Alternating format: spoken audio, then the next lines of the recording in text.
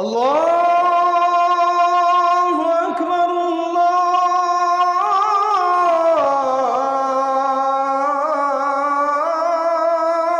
আকবার।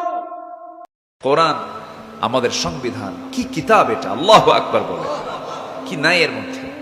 এই যে মাইকে কথা বলছে, লোহা লোহা নিয়ে কোরআন কথা বলেছে। বলেন তো, ধর্মের কিতাব এটা যদি হয়, শুধু লোহা নিয়ে কথা হবে কেন?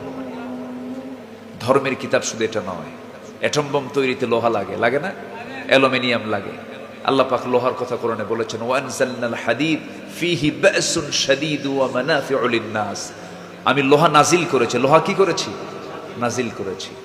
আচ্ছা, এই যে আমরা গ্যাস পাই, গ্যাসটা কি নাজিল হয়েছে না ভিতর নিচ থেকে উঠছে? তাহলে লোহা নাজিল হওয়া, আর গ্যাস হলো কি? গ্যাসের খনি নিচ থেকে ওঠা। আল্লাহ পাক নিচ থেকে তুলে দিয়েছেন, গ্যাস নিচ থেকে তুলে দিয়েছেন, কয়লা নিচ থেকে তুলে দিয়েছেন, স্বর্ণ নিচ থেকে খনিগুলো আল্লাহ পাক তুলে দিয়েছেন।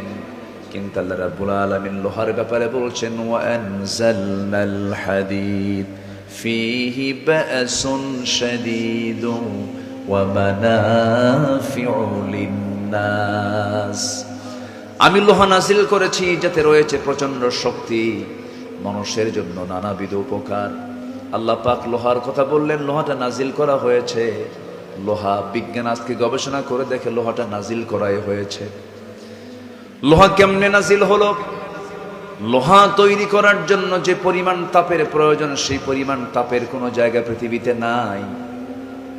আল্লাহ রাব্বুল আলামিন যে সূর্যটা আমাদের জন্য সৃষ্টি করেছেন, সূর্যের আভ্যন্তরীণ তাপমাত্রা হলো 15 মিলিয়ন ডিগ্রি সেলসিয়াস।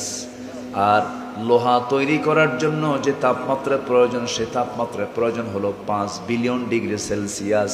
পৃথিবীর কোথাও লোহা তৈরি হবে এমন কোনো জায়গা পৃথিবীতে নাই। বিজ্ঞান গবেষণা করে দেখলো, এই লোহাটা পৃথিবীতে এসেছে ওই মহাশূন্যের মাঝে। কিছু কিছু নক্ষত্র আছে, কিছু কিছু স্টার আছে, সেই সমস্ত নক্ষত্রের মহাবিস্ফোরণ হয়েছে। সেই মহাবিস্ফোরণের মধ্য দিয়ে আকাশ থেকে লোহাগুলো পৃথিবীতে এসেছে। আজকে বিজ্ঞান বলল এই কথা, আর 1500 বছর আগে মহান রব্বুল আলামিন বললেন, আমি লোহাটা বান্দার জন্য নাজিল করেছি। জোরে বলি সুবহানাল্লাহ, আল্লাহু আকবার। আল্লাহ কোরআনে সবকিছু বলে দিয়েছেন। মানুষের পেটের মধ্যে যে থাকা, মানুষ যে পেটের মধ্যে ছিল একটা সময়, কত মাস ছিলাম আমরা বলেন তো? বলেন। অনেকে চুপ করে আছে, মনে থাকি না, অটোমেটিক চলে আসছে নাকি? ছিলাম, মার পেটে ছিলাম। এটা কি সন্দেহ আছে নাকি? বলেন। মার পেটে কে খাওয়াইছেন? হ্যাঁ, কে খাওয়াইছেন বলেন? আমাকে বড় করেছেন কে?